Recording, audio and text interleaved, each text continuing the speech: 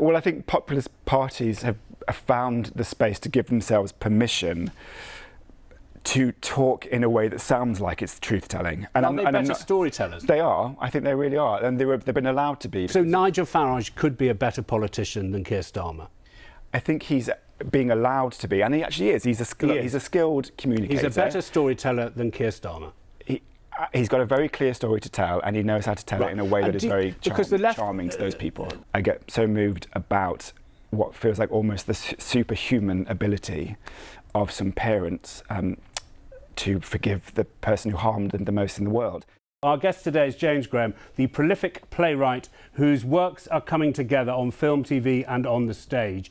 If we talk about the coalescence of a lot of your projects together, right now as we speak, you are filming Ink, and also Dear England is continuing in very many parts of the UK. Yeah. And Punch is running on in the West End, I should say, as well. Still running. What's gone wrong, James Graham? I feel very lucky. I'm always aware that I came from a community in the East Midlands, a former mining village, I just had the incredible good fortune that in my comprehensive state school, which is one of the largest in the country, I just had absolutely amazing drama teachers, which feels like where we are now in our arts education, a long way away. Drama teachers who thought that working class kids should do theatre and that not be pretentious or stupid or silly or sassy. It'd just be a way for them to understand the world and learn how to express what they see. That pipeline has dried up for a lot of working class kids in these communities. And I will ask you about that, because it seems to me currently I think the zeitgeist is authenticity myself. Yeah. I love authenticity, right. You love authenticity. Yeah. But are you enjoying it? Yeah, I really am. Yeah, I'm really enjoying it, and I'm also aware that it won't last forever. I'm aware that, and it shouldn't last forever. I've been given opportunities to tell my stories on screen. So Ink is being directed by Danny Boyle. That'll be a movie. I've never really done a movie of that scale before. That will come out next year, and then you get to then leave a movie set and go and do a play that you built in regional theatre in Nottingham. Punch was a play I wrote for the community I grew up in Nottinghamshire, set on a social housing estate. It bewilders me and really moves me and satisfies me that I get to then go to a theatre just off Times Square in New York and hear American actors talking about the Market Square down the road from where I grew up, or Nottinghamshire, Nottingham Forest, Notts County.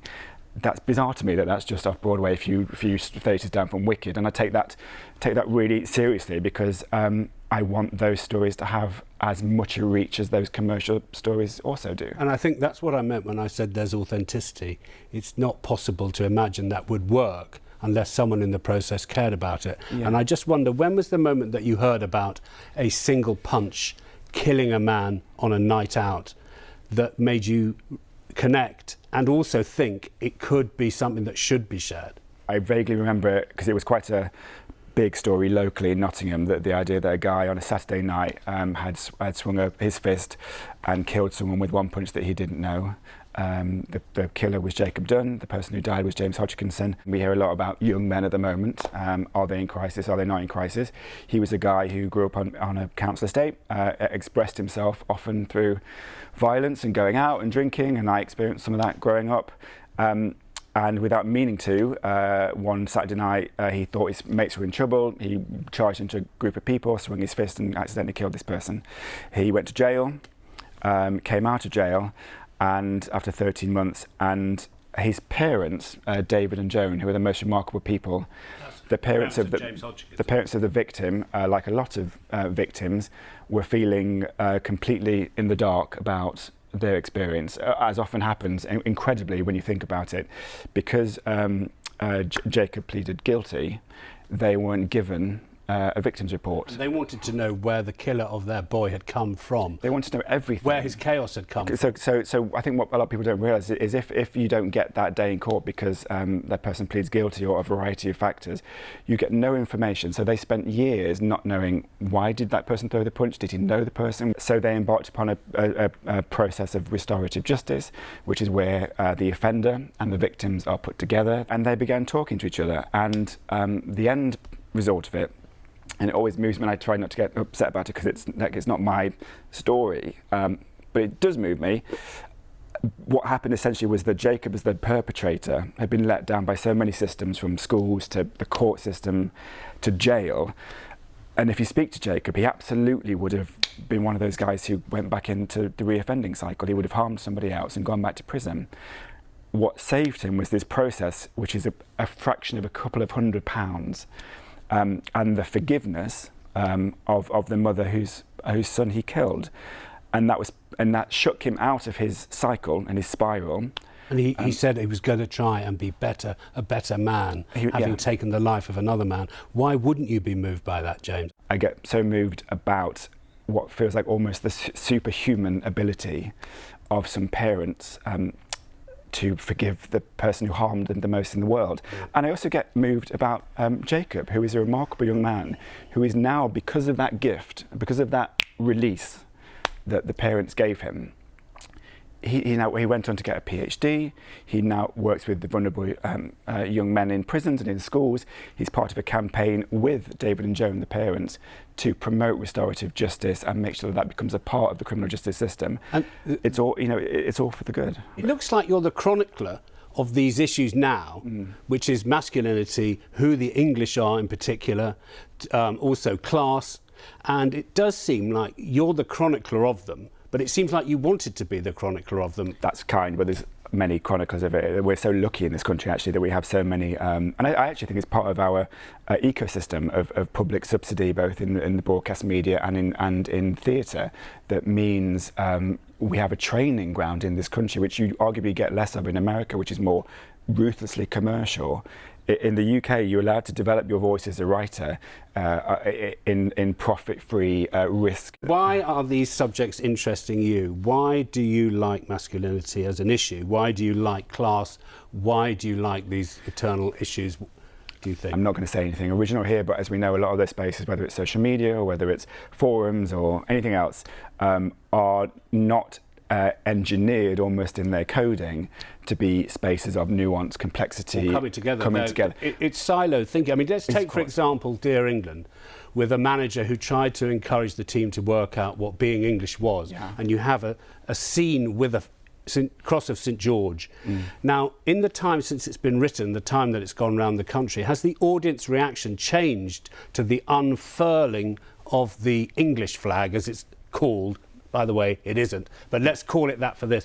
Does the audience gasp? Yeah, it's changed. Yeah, it's been really interesting. It's actually a great privilege and a joy to have the same story stick around for about 3 years, which Dear England has, and now it's on the road.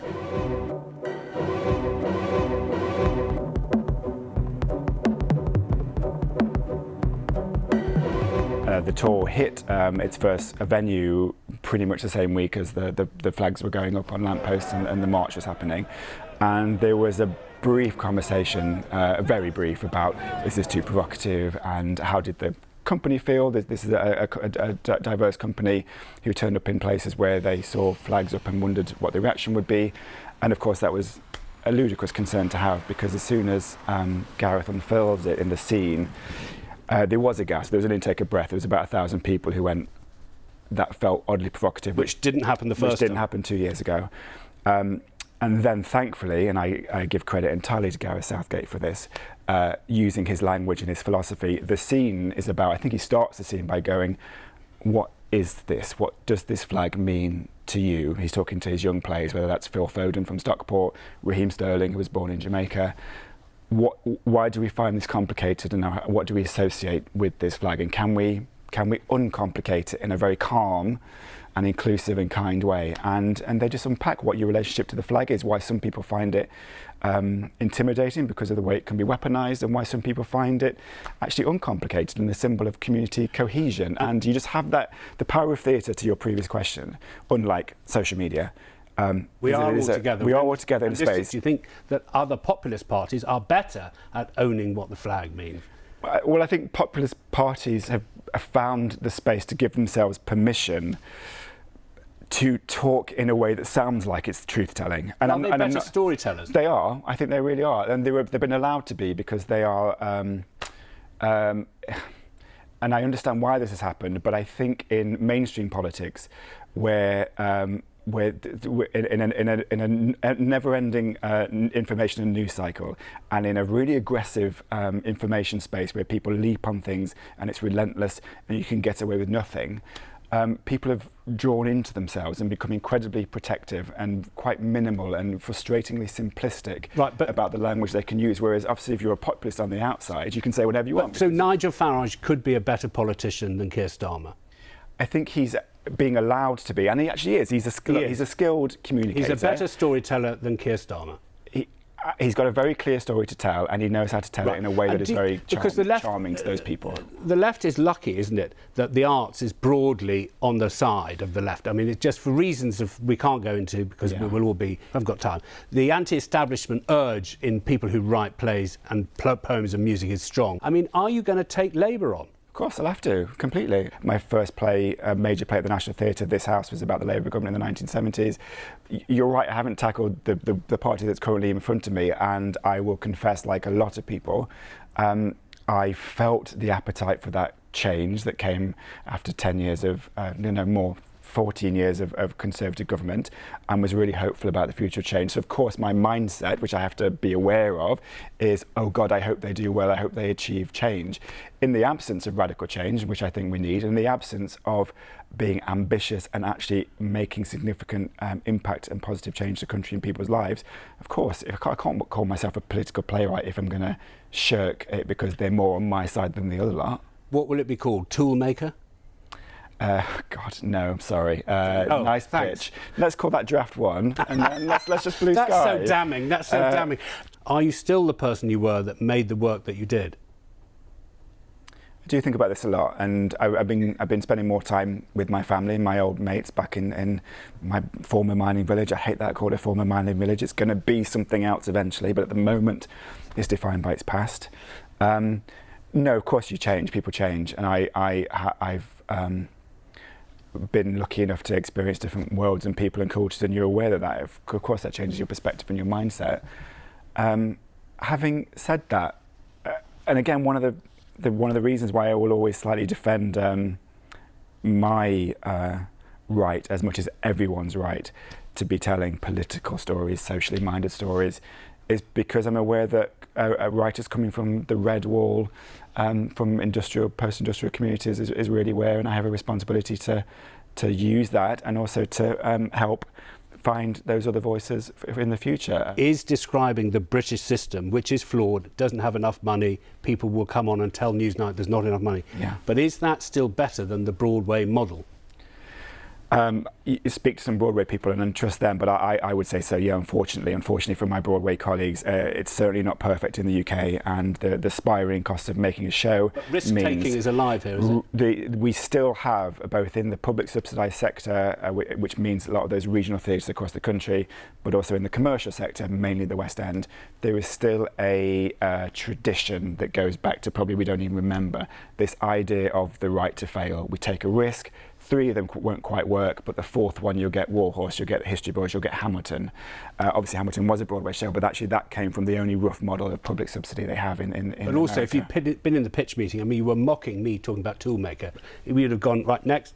No, you would go, yes, and if that fails, maybe that would morph into something even better. And so we do have that. And of course, we also have public, we have, because of public subsidy, we have a moral responsibility to keep ticket prices as low as we can. They're still not as affordable as they should be. America's in a real crisis over there about that. The threats to artists from having their stuff nicked. I listened to David Attenborough being faked, talking on a fake Newsnight. We rang him up. He said he was mortified. Yeah. I mean, this is going to come. They're going to come for you. Without a doubt. And I think that there's 2 sides to this problem. One, I think, is a practical problem about preserving what is still one of the biggest growth industries in the UK and makes us great on the world stage, the ability for musicians, writers, actors, directors to have a job and not be stolen. And that's already happening. So a lot of audiobooks from very famous audiobook producers, those are now going to be read by a robot, and one day they'll be written by a robot too. That's one problem in terms of jobs in the creative industry sector. There's another slightly existential, philosophical, moral problem over here that I'm more worried about. I'd even say it's like a spiritual problem.